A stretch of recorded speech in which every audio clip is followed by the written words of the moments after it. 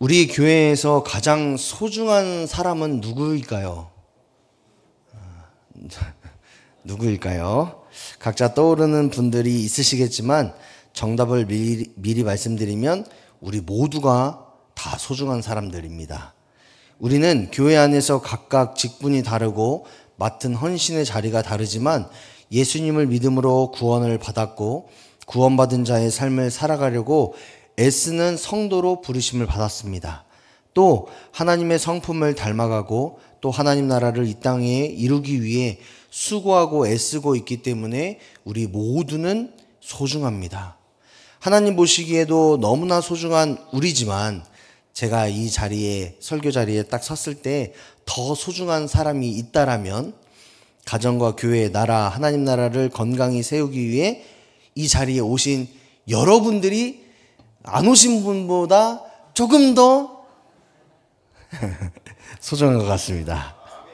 아멘이시죠? 네. 하나님 보시기에도 그러시지 않을까 생각이 들어집니다. 집에서 쉬고 계시는 분보다 하나님을 찾고 예배하고 하나님께 기도하는 우리들의 모습이 하나님이 조금 더 기뻐하시지 않을까 그렇게 생각이 들어지는데 여러분 동의하시나요? 네, 저희끼리만 동의하면 되겠죠? 네. 그런 우리에게 시편 80편의 말씀은 우리가 진정으로 의지해야 될 대상이 누구인지 또 그분과 어떤 삶을 살아가는 것이 옳은 것인지를 우리에게 가르쳐주고 있는데요.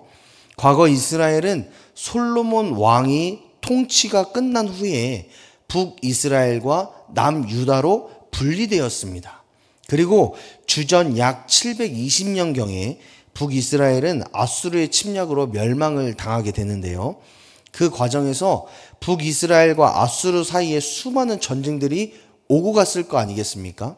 그로 인해서 수많은 북이스라엘 백성들이 전쟁 포로로 잡혀가게 되고 그 땅은 황폐하게 되는 고난을 겪게 되었습니다. 이런 북이스라엘의 고통과 함께 겪었던 오늘 본문의 시편 기자는 하나님께 자신들을 구원해달라고 간절히 기도했는데 그 기도의 내용이 우리가 읽은 시편 80편의 내용입니다. 그래서 이 시편 80편을 볼 때에 가장 주목해서 보아야 될 부분이 있는데 1절의 말씀을 한번 띄워주실래요? 시편 80편을 볼 때 가장 중요한 핵심 포인트가 있다라면 이 기도를 시편 기자가 드리는 간절한 기도를 누구를 향해 드리고 있는지를 시편 기자가 분명하게 밝히고 시작하고 있다라는 거죠. 자, 1절을 한번 보면 시편 기자는 요셉을 양떼같이 인도하시는 이스라엘의 목자여라고 하나님을 부르면서 기도를 시작하고 있습니다. 즉 시편 기자의 기도는 하나님을 향하고 있다라는 겁니다. 그런데 이 시편 기자는 하나님에 대해서 요셉을 양떼같이 인도하시는 분이라고 이야기를 하고 있는데 이 요셉이 누구죠? 요셉은 야곱의 12아들 중에서 한 사람입니다. 그리고 이스라엘 자손들을 기근에서 구원한 사람, 더 나아가 우리가 잘 알고 있듯이 애굽의 국무총리, 그런 위대한 요셉이지만 그 역시도 하나님께서 인도하셨기에 가능한 인생을 살았던 겁니다 라는 것이 시편 기자의 생각이었다라는 거죠. 그리고 그런 하나님을 향해서 시편 기자가 이야기를 하고 있는 겁니다. 기도하고 있는 거예요. 어떤 기도요? 북이스라엘과 자신의 삶을 인도하시고 보호하시는 오직 한 분뿐이신 하나님께서 이 시간 나의 간절한 부르짖음을 들어주십시오. 이런 믿음 가지고 시작하고 있다라는 거죠. 시편 기자는 아수르의 침략으로 말할 수 없는 고통과 아픔을 겪고 있는, 또 나라가 멸망한 현실에 절망하고 있고 좌절하고 있는 이 북이스라엘에게 그들을 인도하신 분, 과거에도 인도하셨고 지금도 인도하시고 앞으로도 인도하실 분은 오직 하나님 한 분뿐입니다 라고 말하면서 그 하나님께 우리가 간절히 기도해야 됩니다를 분명히 80편 1절에서 이야기를 하면서 시작하고 있다라는 겁니다. 그렇게 이야기할 수 있는 이유가 뭘까요? 시편 기자가 하나님께서 반드시 이스라엘을 구원하실 것이다, 끝까지 찾고 의지하면 하나님께서 역전시키실 것이다 라는 그 믿음이 시편 기자에게 있었기 때문에 그렇습니다. 이 시편 기자는 하나님께 자신의 기도를 들어달라고 이야기하면서 또 뭐라고 이야기하냐면 귀를 기울이소서, 빛을 비추소서 이렇게 기도하고 있습니다. 귀를 기울인다라는 것은 무엇이냐면 내 소리에 하나님 주목하여 주시고 더욱이 나와 얼굴을 대면해서 내 모든 상태와 상황들을 한번 봐주십시오. 하나님 다른 어떤 것을 바라보지 마시고 오직 나에게만 집중해 주십시오 라고 말하는 게 귀를 기울이소서라는 뜻입니다. 또 빛을 비추시다라는 것은 하나님의 구원의 역사가 이제는 나에게 임하기를 원하는데 그냥 이게 역사인가 아닌가 이렇게 흐리멍텅하게 임하는 것이 아니라 직접 모든 사람들이 보고 경험하고 이것이 하나님의 역사구나 라고 말할 수 있게 하나님 임재해 주십시오 라고 기도하고 있는 겁니다.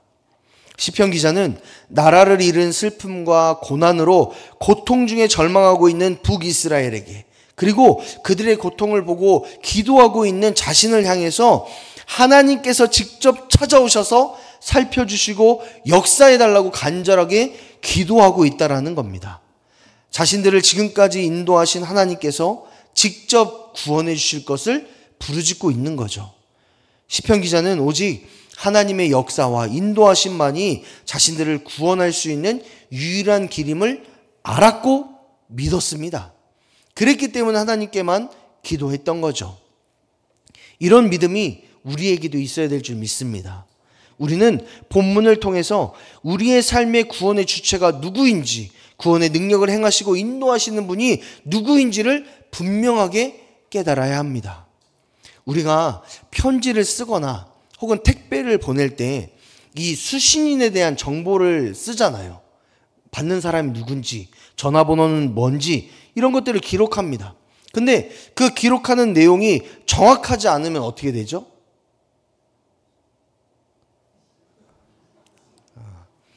편지나 택배를 안 보내보셔서 잘 모르시겠지만 편지와 택배를 보낼 때 수신인 정보가 정확하지 않으면 중간에 사라지거나 다시 나에게 반송돼서 돌아옵니다. 왜냐? 받는 사람에 대한 정보가 정확하지 않기 때문에. 기도도 마찬가지입니다. 우리가 누구를 향해 기도하는지, 또 누구를 믿으며 기도하고 있는지, 또 우리를 구원하실 분이 누구인지에 대한 정확한 인정과 인식과 또 이해가 없으면 그 기도가 잘못될 수도 있다라는 겁니다. 여러분 한참 열심히 제가 여기 앞에서 마이크를 잡고 우리 다 같이 주여 부르시고 통성으로 기도하겠습니다 막 이렇게 하고 30분 동안 기도하는데 마지막에 부처님의 이름으로 기도합니다 이러면은 여러분 어떻게 생각하시겠어요? 와, 종교 대통합이 우리 하누리교회에서 일어나고 있구나 이렇게 받아들이시겠습니까? 저 목사가 이제 이상해졌구나 이렇게 받아들이시지 않겠습니까? 우리는 우리의 믿음, 우리의 기도, 우리의 모든 찬양과 예배가 누구를 향하고 있는지를 분명하게 알아야 합니다. 또 그 하나님이 우리의 예배를 받으시고 기도를 받으시는 그 하나님에 대한 믿음이 우리에게 분명하게 있어야 합니다. 그래야지만 우리가 기도할 수 있고 예배할 수 있고 하나님 찬양할 수 있는 거 아니겠습니까? 여러분 여기에서 지금 힘들고 어렵지 않은 사람 없습니다. 오늘 설교는 몇 시에 끝날까? 9시 반쯤 끝났으면 좋겠는데 이런 기대감이 없는 사람이 한 명도 없다라는 거예요. 그런데 그런 기대감을 가지고 앉아 계시지만 나는 하나님을 믿지 않는데 체면 때문에 왔어. 나는 하나님 없는 것 같은데 누구 때문에 왔어. 이러면서 여기 앉아 계시는 분 있으신가요? 물론 있으실 수 있죠. 그러나 우리가 피곤하고 힘들지만 그럼에도 불구하고 하나님을 예배하고 기도하는 자리에 찾아온 이유가 뭐겠습니까? 나를 구원하시고 나의 삶을 인도하시고 나의 예배를 받으시고 또 나의 기도를 하나님께 올려드리기 위해서 우리가 이 자리에 찾은 것 아니겠습니까? 우리에게는 또 예배하는 우리의 심령과 중심 가운데는 내 예배를 받으시고 내 기도를 들으시고 나를 구원하시고 나를 선한 길로 인도하시는 그 하나님에 대한 믿음이 있기 때문에 우리가 이 자리에 나온 겁니다. 그 믿음이 없다라면 이 자리에 나온 것은 허례의식일 수 있고 잘못된 믿음의 모습일 수 있습니다. 시편 기자는 우리에게 이것을 가르치고 있는 겁니다. 누구를 향하고 있는가?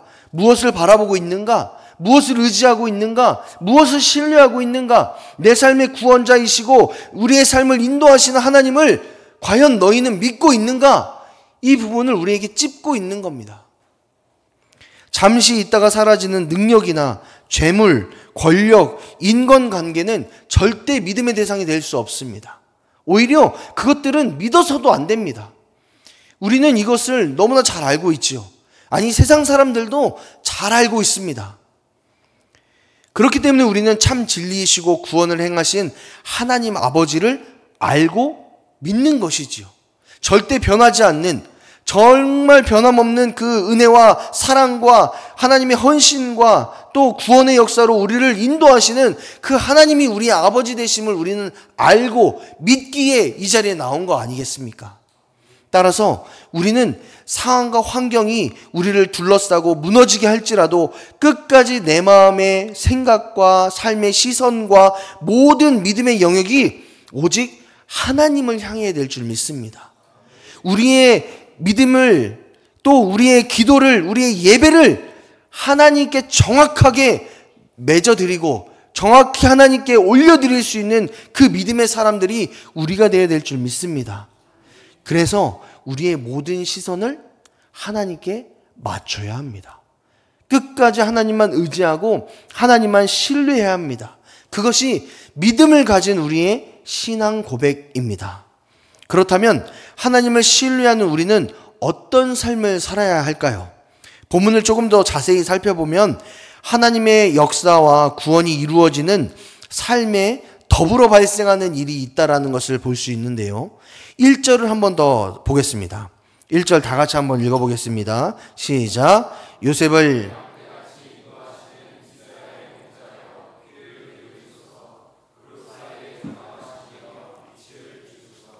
아멘. 1절 후반부를 보면 그룹 사이에 좌정하시니요 라고 말씀하고 있습니다. 이 말은 뭐냐면, 이 그룹은 뭐냐면요, 하나님의 언약궤, 또 보좌, 하나님의 임재를 의미합니다.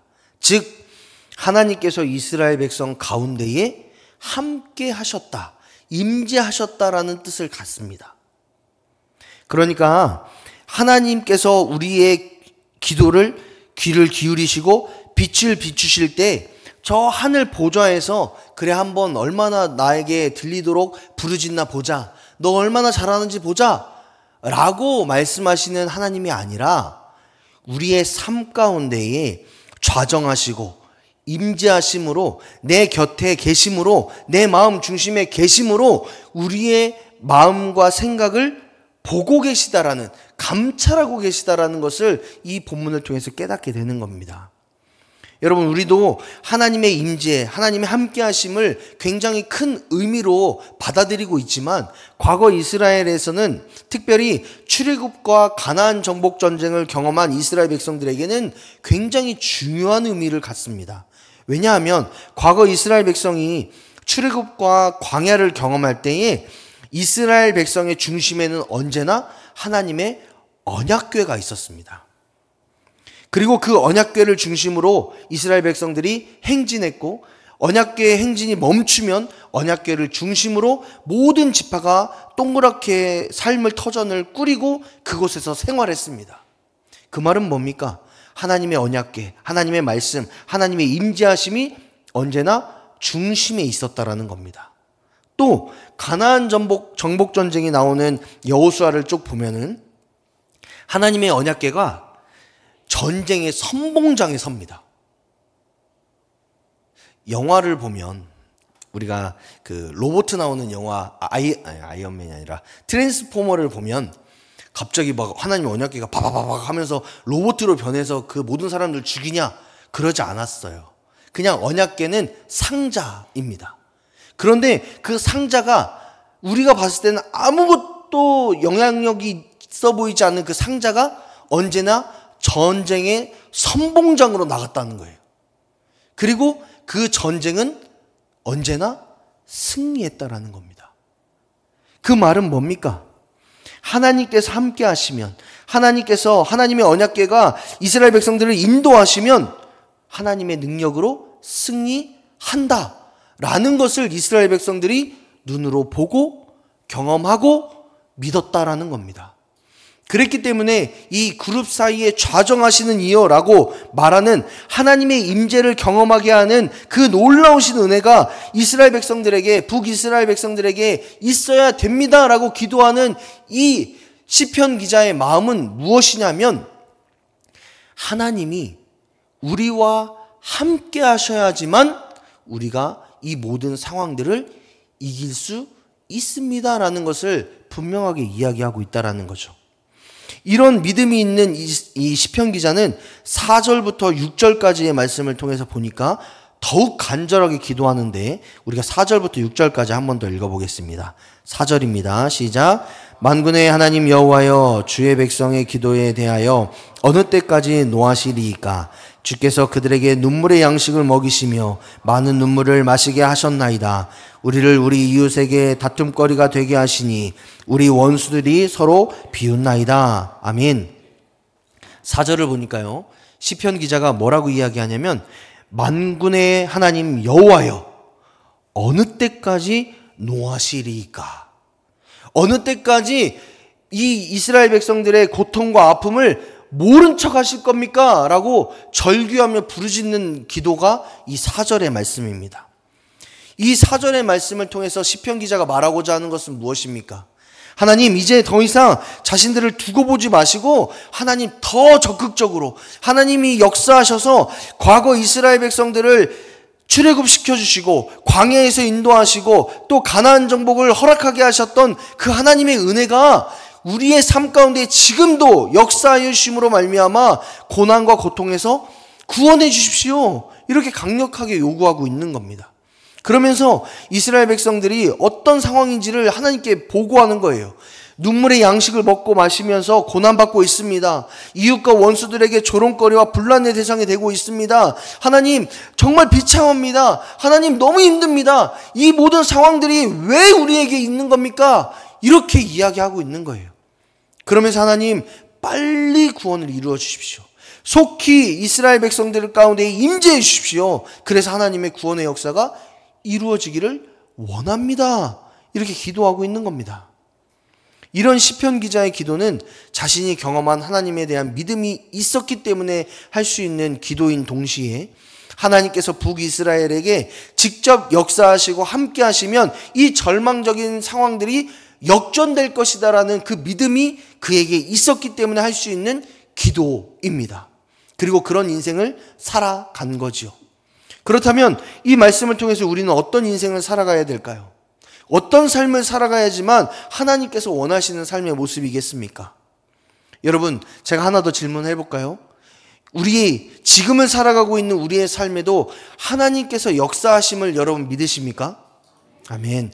맞습니다. 지금도 하나님의 구원의 역사와 하나님 함께 하시는 역사는 일어나고 있습니다.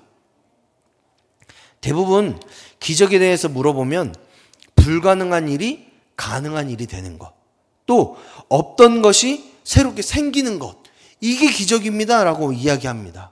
그런데 하나님의 기적은 조금 다릅니다. 하나님의 기적은 내 삶의 주인이 하나님이심을 인정하는 게 기적입니다. 하나님이 내 삶의 주인이심을 신뢰하면서 내 삶의 방향을 그전까지는 내 뜻과 내 방법과 내 가치로 맞췄다면 이제는 하나님의 기준, 하나님의 가치, 하나님의 방향으로 맞추는 게 하나님의 기적입니다. 그리고 우리가 그렇게 방향을 맞추고 살아갈 때에 하나님께서 주시는 은혜, 보너스, 이게 바로 우리가 원하는 기적의 모습일 수 있습니다. 그러니까 하나님의 기적의 역사, 하나님의 함께 하심의 역사는 하나님과 동행하는 것에서부터 시작됨을 여러분 기억하세요. 하나님께서 어떤 것을 주시면 내가 하나님과 동행할게요. 하나님, 나에게 이런 기도 제목들을 해결해 주시면 하나님 더 잘 섬길게요. 이게 아니라 하나님을 잘 섬겼더니 하나님이 우리에게 은혜를 베푸셨다. 하나님을 잘 섬겼지만 우리가 그러지 않았음에도 불구하고 감사한다. 이런 고백들이 나타나는 게 올바른 신앙인의 모습이다라는 거예요. 그 모습을 보여줬던 사람이 누굽니까? 창세기 18장에 나오는 아브라함과 사라의 이야기가 여기에 속합니다. 창세기 18장을 집에 가서 보시면 이런 내용이에요. 하나님께서 나이가 많은 늙은 아브라함과 여성의 생리가 끊긴 사라를 찾아오십니다. 그리고 그들과 이야기를 나누는데 이 아브라함과 사라는 이 찾아오신 손님이 하나님인 줄 모르고 그러니까 손님 대접하는 것을 행해요. 그리고 먹고 마시고 있으시다가 하나님이 너 이제 사라가 아이를 낳을 거다. 이렇게 불가능한 이야기를 아브라함과 사라에게 이야기하시는 거예요. 그때 아브라함과 사라는 어떻게 했죠? 하나님의 말씀을 들었음에도 불구하고 하나님의 말씀을 비웃었습니다. 그때 하나님이 이렇게 말씀하시죠. 창세기 18장 14절 말씀 다 같이 한번 읽어보겠습니다. 시작. 여호와께 능하지 못한 일이 있겠느냐? 기한이 이를 때에 내가 내게로 돌아오리니 사라에게 아들이 있으리라. 아멘. 내가 내게로 돌아올 것이다. 그리고 그때의 아들이 생길 것이다. 이렇게 말씀하신 겁니다. 어떤 상황 가운데서요? 아브라함은 이미 늙었고 사라는 여성의 생리가 끊겼을 때 도저히 인간적으로 상식적으로 아이를 낳을 수 없는 그 상황에 하나님 말씀하시는 거예요. 근데 언제 그 사건들이 임하냐라고 했을 때에 내가 내게 돌아왔을 때, 즉 하나님과 다시 대면했을 때에, 하나님의 임재하심이 우리에게 있을 때에 하나님의 역사가 일어날 거다라고 말씀하셨다라는 겁니다. 이 말은 뭐예요? 아브라함과 사라의 시선과 삶이 하나님께 다시 집중되는 그때에 하나님의 기적의 역사가 일어난다라는 겁니다. 그것을 우리의 삶 가운데에 다시 적용해 볼까요? 우리의 시선과 우리의 삶은 불가능을 가능으로 바꾸고 없던 것을 새롭게 하는 것에만 집중하고 있지만 하나님께서 우리에게 원하시는 것은 무엇이냐? 우리의 시선과 우리의 삶이 하나님께 맞춰지고 하나님을 의지하고 하나님을 소망할 때 그때 하나님의 기적의 역사가 일어난다라는 겁니다. 하나님과 우리가 동행했을 때에, 하나님의 뜻에 순종했을 때에 하나님의 기적의 역사가 일어난다라는 겁니다. 여러분, 기적의 역사를 바라십니까? 우리의 삶 가운데에, 우리 가정 가운데에, 우리 자녀들 가운데에 놀라우신 하나님의 은혜가 경험되어지기를 원하십니까? 그러면 우리가 먼저 하나님과 동행해야 됩니다. 하나님의 말씀에 순종해야 합니다. 우리는 그렇기 때문에 우리의 기도와 우리의 소망은 하나님께서 역사하셔서 우리의 상황과 환경을 바꿔달라는 그 기도보다, 비록 우리의 상황과 환경이 달라지지 않아도 우리는 끝까지 주님을 의지하겠습니다. 우리를 구원하신 하나님만 바라보며 살겠습니다. 우리가 믿음 가지고 전적으로 하나님 나라를 꿈꾸며 신뢰하며 살겠습니다. 라는 기도로 바뀌어야 되는 거예요. 그렇기 때문에 이 시편 80편을 쓴 시편 기자는 그러한 삶을 살아가기를 우리에게 요구하고 있다는 겁니다. 하나님께서 함께 하시면, 하나님이 임재하시면, 하나님이 역사하시면 하나님과 동행하는 우리의 삶을 통해 하나님 일하신다. 하나님께 사랑하신 여러분, 우리의 삶의 구원의 주체와 능력은 오직 하나님께만 있음을 여러분 믿으시기 바랍니다. 그리고 그 하나님께서 우리에게 요구하시는 것은 극적인 변화가 아닌 죄인인 우리를 십자가의 피 흘리심으로 인해서 구원하시고 끝까지 선하게 인도하시는 그 하나님을 신뢰하고 의지하는 삶, 순종하고 동행하는 삶을 우리에게 요구하고 계심을 여러분 믿으시기 바랍니다. 내 삶에 임재하셔서 역사하신 하나님과 동행하며 우리의 모든 시선과 삶을 하나님께 맡겨드릴 때에, 우리의 상황과 환경이 아니라 오직 하나님께로만 집중하며 나아갈 때에 하나님의 역사가 일어날 줄 믿습니다. 이 시편 80편의 기자의 그 기도와 믿음의 고백이 저와 여러분의 믿음의 기도, 고백이 될 줄 믿습니다. 이 시간 시편 80편의 말씀처럼 우리의 시선과 삶을 하나님께 맞추시고 신실하게 살겠다라는 삶을 살겠다라는 결단을 하기를 소망합니다. 끝까지 하나님만 신뢰하며 기도하며 하나님과 동행하는 삶을 살겠다라고 우리 결단합시다. 이런 우리의 믿음의 고백을 하나님께서 들으시고 놀라운 기적의 역사를 우리의 삶 가운데에 이루실 줄 믿습니다.